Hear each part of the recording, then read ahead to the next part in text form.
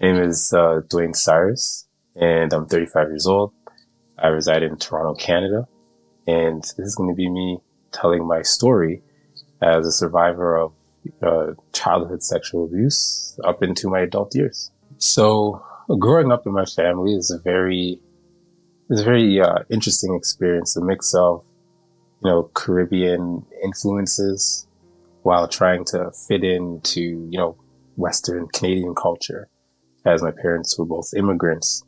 So the dynamic was fascinating. So I have 7 other siblings, and only one of my other siblings shares a mother with me.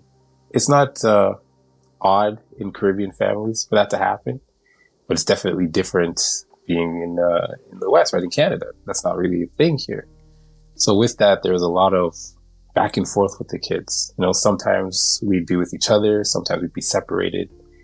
And, that would lead to a lot of conflict. There's a lot of, issues between relatives because they don't like, one sibling or one sibling's, mother. There's jealousy happening. There's a lot of chaos around just the relationships themselves. So it left a lot of us as kids, growing up very vulnerable. Right? It wasn't uncommon for, myself to be in various homes of people I didn't really know, and left there for however amount of time and then just picked back up. I grew up in a very strange way. Like, my mother was a single mother. My father was in and out, right? Not so much with me, but when my sister was born, he's about 7 years younger than me, he was a bit more involved. But for me, I was basically was just my mother. And he would pick me up and he'd take me places and this kind of stuff. I do remember that we moved around a lot. I spent a good bit of time living with my cousins and different aunts, right? Because there was issues with, I guess, housing. I wouldn't really know as a child. I just knew, okay, well, we're living with my cousins now. Sweet, I don't get to be around my cousins. So unfortunately, though, that sort of dynamic just being, so, I guess, transient, just moving around all the time, I never found a sense of home. And even to this day, I still seek a home, really, for myself. Where do I feel at home? And, that way of upbringing really impacted me. Because there's also a lot of, like discipline, right? Private households, so it's usually by force. If you don't listen, you're going to feel. That's a very common saying. And that was used a lot. Especially for my younger sister, because she was rebellious. And I took a lot of the blame for things that she did, trying to protect her. But that was the family dynamic. Very transient, very broken, very confusing, right? Not really knowing, well, where do I fit in? But always having this sense that, my mother and father are not really together, but somehow here we are, which didn't make any sense. There's a lot of fights and very chaotic. Not the environment you want to raise children in. But I'm very glad that I'm a product of my nature and not my nurture. Because, yeah, some of my other siblings and cousins, they're not doing so well right now. So one of the interesting parts about being abused as a child is that, there's portions of our memory that's just kind of blocked out. And it just blocks out the good and the bad, right? There's no distinction. However, my first memory, I believe I was around 6 or 7 years old. I know for a fact it was at one of my aunt's house, and I know it happened there quite frequently. I don't have a face, right? But I do have, it sits with me, the imagery of like the ceiling. I remember being there often, and, things would happen and nothing would be said. It was deemed as play, I guess. And they're older cousins. And so I'm not certain as to whether it was, one of the cousins that were a bit closer to my age, or one of the ones that were much older, or maybe even an uncle or an aunt. But it was a frequent occurrence. I remember this. And, for me, it was the only time where, and it's uncomfortable to say, but it was the only time where I was getting attention, because I was ignored a lot, because I was very quiet and I was very independent, if you will. The whole son-husband effect. And, I guess during that play, I wasn't responsible for something. I was just supposed to be there. And, that really set the ground for me, learning that is love, right? Not kindness, not appreciation, not words, but if you are giving your body, that means you're being loved, and that's how it's supposed to go. You want to be around me. So yeah, even that young, that was the understanding. So the play is, that was the play. And one of the memories around it was, at times I do remember that there were other cousins there. I wasn't alone, not all the time. It hurts to think that, as a 6-year-old, you could be so unprotected. You can be used that way and nobody cares. No one thinks anything. No one's paying any attention. There's even a point of it a few years later, I guess, when I was 9 or 10, where my mother thought something. She brought up something to me. I don't even remember what it was. She knew something was happening to me, but wasn't going to do anything. I just know that she knew something was happening to me, and because it was brought up in a very aggressive way, what's going on? Maybe I said something, you shed light in the dark, so to speak. Maybe I did something like that, but I remember I got in trouble. That memory haunts me a bit, because then you begin to think, well, that's your mother, right? Shouldn't your mother want to protect you? If there's any suspicion of anything being done, wrong or to hurt your child, wouldn't you want to fix it, protect them? And I didn't receive that, because, the abuse continued. And again, we moved around, and, it turned into, I guess, strangers, strange people or new friends. At one point, I was the new kid in the neighborhood. It attracted, older kids and older people, and they took advantage of me as well. And at the time, I didn't even know it was wrong. I just thought, oh, okay, well, I'm being accepted, right? I'm in this new place and I'm being accepted. I don't like what's happening, but if the trade-off means I have someone to play with, or, they'll want me around, it seemed worth it to me. I never asked why she didn't say anything or do anything. I did come out about it much later on in life, in my 20s. I went to both my parents, actually, separately. And, with my mother, she just said, I think she said sorry. She just kind of looked at me like, that was it. It was never brought up again. There was no, are you okay? There's no, do you need any help? Nothing. And at that time, I had already left home and I came back, and I was trying to connect, and I had just started doing therapy, for this. It's okay, well, maybe this could be a good thing, and I'll get some answers, which led me to think that, maybe this is something that's normal in the family. Maybe this is normalized. And so, I tried with my father, went to him, and I told him, hey, I got something to tell you. And his first response, this is very typical of the old school Caribbean men. His first concern and fear was, are you gay? And what if I was? What if that was what I was coming to you for? So, I guess I just ignored that, because I've already been familiar with how, I guess, the people in my family operate. Just there's a lack of empathy, lack of care.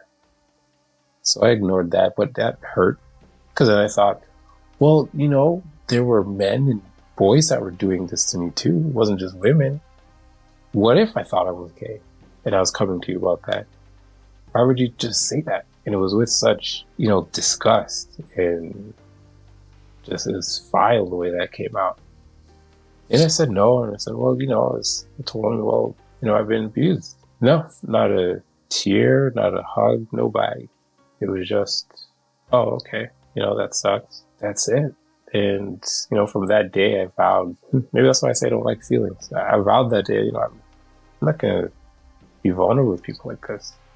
I'm not going to look for anyone to try and care, because they don't. If my own parents wouldn't care, why would anybody else, right? And that was a lesson that I learned.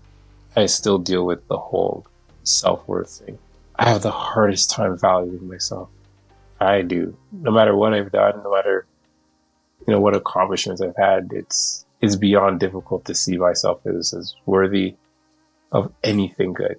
Someone just giving me a compliment, I immediately think there's another thing behind that, right? There's some sort of the trade that's going to happen here. They're going to want something. And yeah, I've got a lot of trust issues. And I've done the therapy, I've done years of it, I've done group, I've done all these things. And what sucks is that none of it goes away, right? All of this work in therapy and group is just learning how to live life with these things. It doesn't go away. You just get better at dealing with it. It always shows back up again. It shows up in different ways, in different relationships, different situations. And it hurts. It hurts a lot. I had no voice. And I guess, a lot of my life now I've been on a mission to have one, right? To be heard, to say what needs to be said. So, the perpetrators, right? Because we're not supposed to say learned that in therapy. Shout out to, the abusers. So they were both male and female. I know some of them were family members. I don't know exactly who. I have suspicions. And there were also, I guess, strangers or friends of a friend, right? And, there's times where I was homeless. And, I would couch to couch, place to place, and it would happen there too. And, all of that really stemmed from just that moving around, always kind of spending time in a different home with family. So, it would occur in all these places. Something would be happening again, and not something, the abuse would happen again. And I would feel, on one hand, I'd feel valued because like, oh, someone's paying attention to me, right? I'm worthy of someone's attention right now. And I just gotta allow this stuff to happen to me, and, I'll be good. Someone will tell me it was something nice, right? And that really groomed me, and it trained me to see that as normal again. I didn't know that was wrong for years.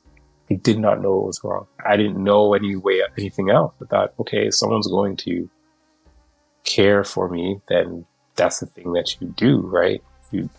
That's it. There is no, oh, I just want to make sure you're okay. There's no, hey, I want to make sure you ate today. So to spend time with you and just hear about you.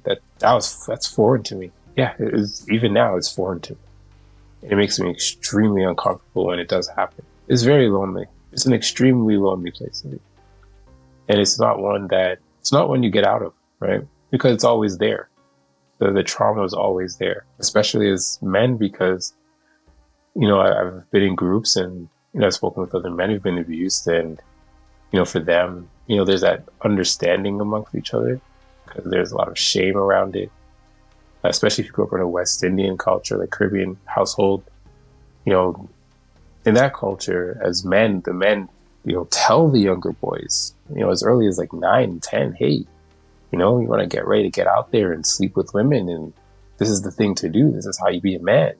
So how was I supposed to turn around now and say, well, one, I don't like that. And I did say that a few times, and I got hell for that, right? That I didn't want to be this way. I didn't like this. And then in turn, right, how could you ever open up and say, hey, I was abused and some man did this to me? I'd be instantly labeled as gay. There'd be no care whatsoever for just me, the human being. Absolutely not. Even the culture itself is a very sexualized culture. So it's not uncommon. You speak to a number of these men, right? Even men that don't think they've ever been abused. They will tell you, they've never been abused. You ask them the first time they've ever had, and they will give you numbers like 9, 10, 11, 12. And they'll say it with pride. And you ask them, okay, so who was it?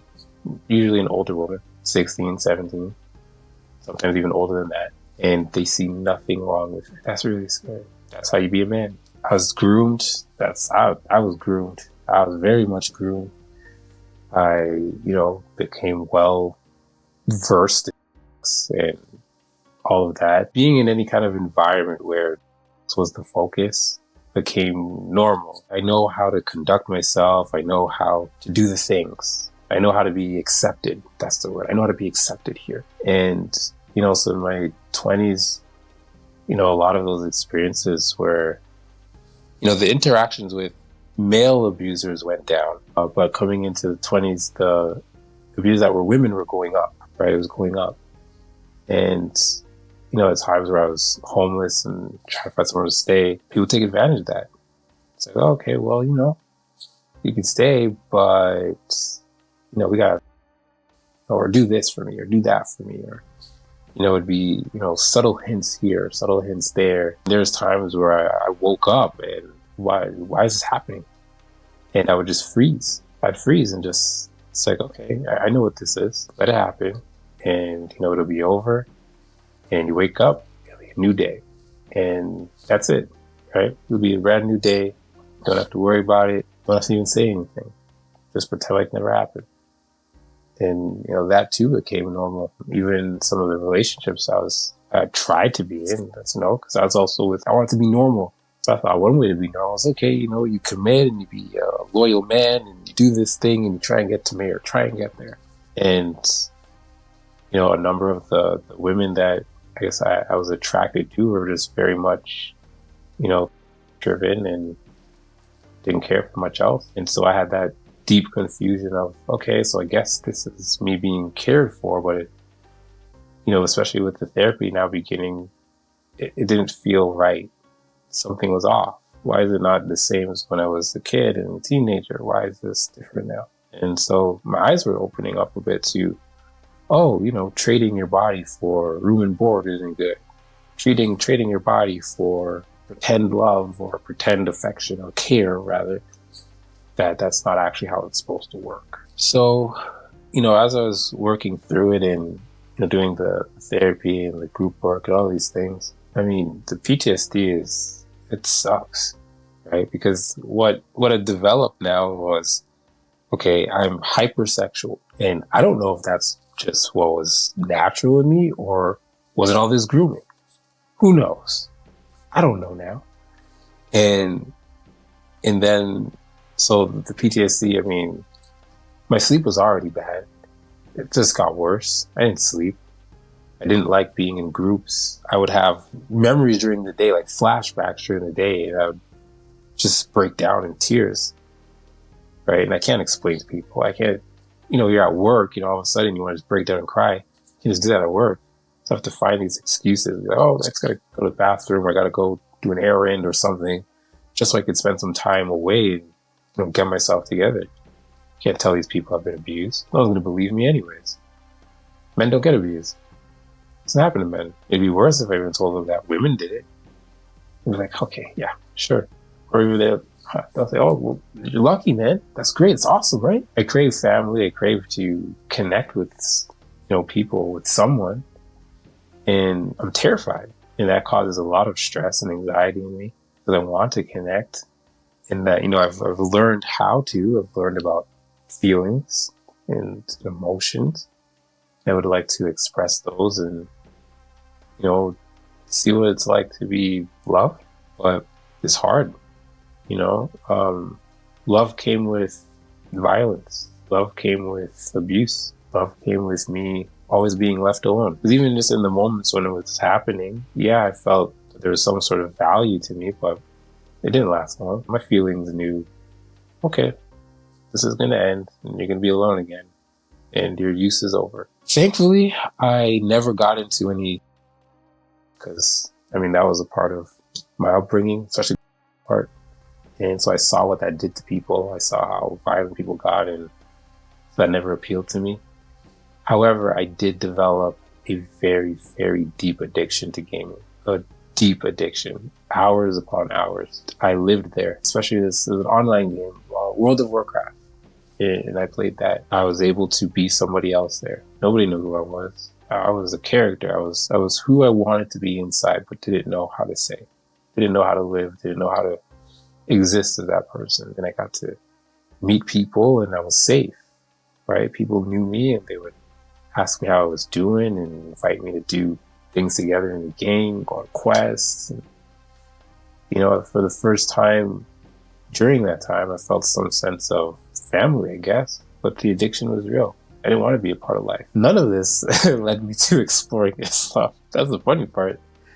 That came much later, much later, after I've done a lot of the work and healing, with these men. And, one of the things I gotta say about that healing real quick is that there's no resources out there for men. There's none. Lynn McDonald, she's retired now, but her practice was the only one in both Canada and the United States that had specialized in male sexual abuse. There was nothing else. And I came across that by chance. I would have never found it if I was searching on my own. If things didn't line up just for me to be in the right places at the right time, to be connected to this person who knew this person, would have never. And, without that group, I'd be living dead. I don't think I'd ever be able to commit suicide, but no, being abused sucks. Being sexually abused sucks.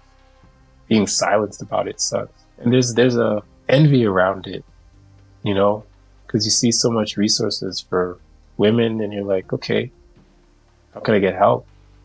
And you call some of these places as a man and you get rejected. No, sir, we don't deal with men here. Okay, but nobody does. So where do I go? Nobody wants to hear anything. So, most men, boys, they don't live past 20 when they got through this stuff. They delete themselves. And then the men who make it past, 20, they find themselves addicted to gambling.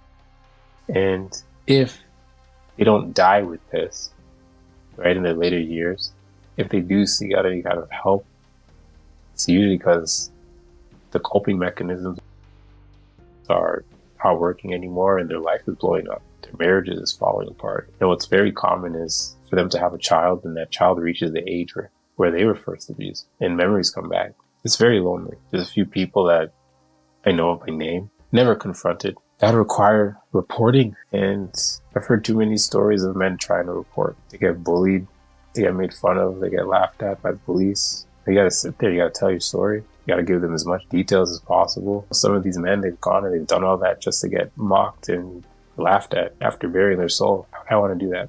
I struggle enough as it is, just try to make sure I go from one day to the next. It's always there. I wanted to do this because I don't know anything else. I don't know any other thing to do, really, right? I want my life to mean something.